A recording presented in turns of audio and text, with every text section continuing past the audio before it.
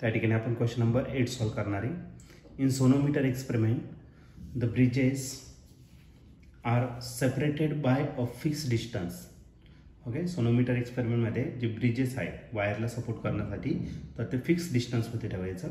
The wire which is slightly elastic, जी wire दिलेली ती कशी स्लाइटली इलास्टिक आहे। Emit a note of frequency n when held by tension t। T एवढं जर टेन्शन असेल तर त्या केसमध्ये फ्रिक्वेन्सी किती आहे n इतकं। If the tension is increase to 4t, जर टेन्शन 4t पर्यंत इन्क्रीज झालं, the tone emitted by the wire will be of frequency, तर कोणत्या फ्रिक्वेन्सीची टोन त्या केसमध्ये बाहेर पडेल जर त्याचं टेन्शन 4t इतकं झालं तर। हा क्वेश्चन 2015ला आलेला होता। याचे 4 ऑप्शन दिलेले आहेत, त्यापैकी पहिलं ऑप्शन ए आहे n, बी ऑप्शन आहे 2n, सी ऑप्शन आहे स्लाइटली ग्रेटर दॅन 2n आणि लास्ट डी ऑप्शन आहे स्लाइटली लेस दॅन 2n। तर या 4 ऑप्शनपैकी या क्वेश्चनचं करेक्ट आन्सर काय असलं पाहिजे तर आपण याला सॉल्व करूया आणि मग डिसाईड करूया। तर या क्वेश्चनमध्ये आपल्याला एक सोनोमीटर एक्सपेरिमेंट दिलेला आहे आणि त्याच्यात ब्रिजेस ठेवायचं आहे आणि ते एका फिक्स डिस्टन्समध्ये ठेवायचं आहे। आपली जी वायर दिलेली आहे ती स्लाइटली इलास्टिक दिलेली आहे आणि ती इमिट करते टोन ऑफ फ्रिक्वेन्सी n इतकी जेव्हा त्याच्या स्ट्रिंगमध्ये टेन्शन असेल t इतकं।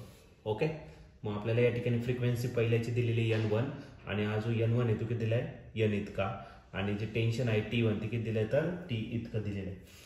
आता हे जे टेन्शन आहे ते इन्क्रीज करायचं 4t, म्हणजे आपला t2 जो आहे तो किती असणार तर 4t इतका असणार। ओके, तर आपल्याला या ठिकाणी सांगितलंय जो फ्रिक्वेन्सी इमिट होणार आहे तो किती असला पाहिजे तो आपल्याला या ठिकाणी फाइंड करायचा आहे n2। ओके, तर या केसमध्ये फंडामेंटल फ्रिक्वेन्सी जर घेतलं स्ट्रिंगसाठी, fundamental frequency of modes of vibration of stress string, fundamental frequency of modes of vibration in a stretch string. बघा, स्ट्रेस स्ट्रिंग मध्ये मोड्स ऑफ व्हायब्रेशन घेतलं फंडामेंटल तर याचा फॉर्म्युला आहे n is equal to 1/2l under root t upon m।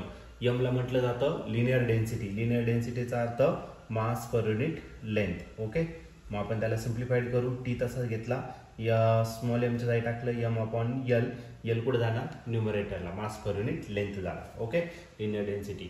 आता मास तर constant राहणार आहे। ओके, म्हणून आपण एक काम करू तर मासच्या जागी आपण डेन्सिटीच्या टर्ममध्ये घेऊ 1/2l अंडर रूट काय राहिला t अपॉन l आणि मास म्हणजे काय डेन्सिटी इंटू व्हॉल्यूम। ओके, आणि व्हॉल्यूम जो असतो तो किती असतो तर साधी सिलेंड्रिकल वायर असणार आपली, त्याचा व्हॉल्यूम असणार πr²h।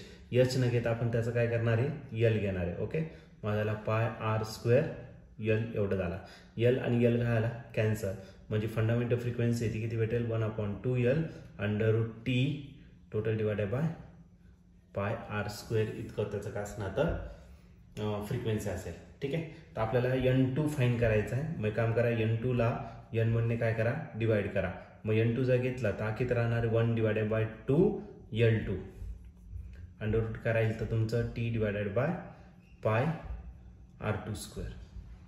आता याचं काय करावं लागेल तुम्हाला रेसिप्रोकल, याचा रेसिप्रोकल केला तर 2l1 पहिल्यासाठी घ्यायचं। ठीक आहे, आणि याचं पण स्क्वेअर रूट मध्ये रेसिप्रोकल करा म्हणजे काय भेटेल πr² डिवायडेड बाय काय तर t t2 आहे आणि काय झालं तुमचा t1।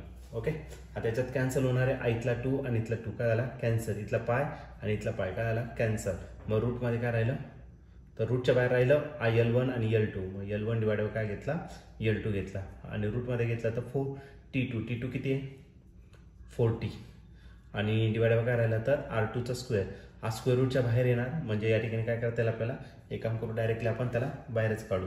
मग याचा जर स्क्वेअर रूट घेतला याचा r1 राहील आणि याचा स्क्वेअर रूट किती राहील r2 राहील इंटू काय आला r1 डिवायडेड बाय काय r2 आणि स्क्वेअर रूट मध्ये राहिलं तुमचं काय t2 divided by t1।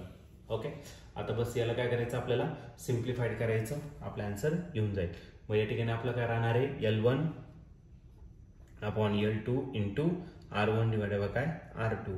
t2 जो दिलेला आहे हा t2 दिलेला आहे तुम्हाला 4t इतका दिलेला आहे आणि T1 जो आहे तो किती तर T इतका. T काय झाला की आपला कॅन्सल झाला. मग याला पुन्हा आपण या ठिकाणी काय करू तर रिअरेंज करू. मग आपला जो फ्रिक्वेन्सी काय N1 डिवायडेड बाय N2 तो भेटेल आपल्याला किती L1 R1 total divided bye L2 R2 आणि 4 कशाचा स्क्वेअर रूट आहे तर तो आहे 2चा. मग झालं 2. ओके. तर या केसमध्ये L1 आणि R1 काय असणार आहे ते आपल्याला अजून रिलेशन भेटलेलं नाही. एक काम करू, याला काय करू आपण इक्वेशन 1 कन्सिडर करू. आता जी वायर असणार त्या वायरची मास तर चेंज होणार नाही. मग पहिल्या वायरची मास M1 असेल, दुसऱ्या वायरचा मास किती झाला M2 झाला. आणि मासचा फॉर्म्युला काय density into volume. Density into volume. Density constant राहील ती काय झाली कॅन्सल. आणि व्हॉल्यूमचा जो फॉर्म्युला आहे तो काय असतो पाय आर स्क्वेअर एच. एचच्या जागी मी काय करणार फक्त L करणार. पाय आर स्क्वेअर L करणार. मग R1 झाला L1 झाला. सिमिलरली इकडे पाय R2 स्क्वेअर L2. पाय काय झाला आपला कॅन्सल झाला. ओके. मग R1 स्क्वेअर डिवाइडेड बाय काय करू आपण R2 स्क्वेअर घेऊ. ठीक आहे. याला एक काम करतो ब्रॅकेट टाकतो आणि इकडे जो राहणार आहे तो काय राहणार तर L2 divided by L1. Okay. याचं जर स्क्वेअर रूट घेतलं तर आपल्याला भेटेल R1 divided by R2 is equal to under root L2 divided by L1. Okay. आता ही जी व्हॅल्यू आहे ती आपण कशामध्ये पुट करू तर इक्वेशन नंबर 1 मध्ये या ठिकाणी काय करू पुट करू. ओके. हा जो फर्स्ट पार्ट आहे तो या ठिकाणी मी काय करतो रफ करून टाकतो आणि त्या ठिकाणी आपण उरलेला पार्ट या ठिकाणी पुन्हा राईट करू. ओके. मग आता ही व्हॅल्यू कशामध्ये पुट करा इक्वेशन 1 मध्ये या ठिकाणी आपण पुट करणार आहे. Therefore equation 1 because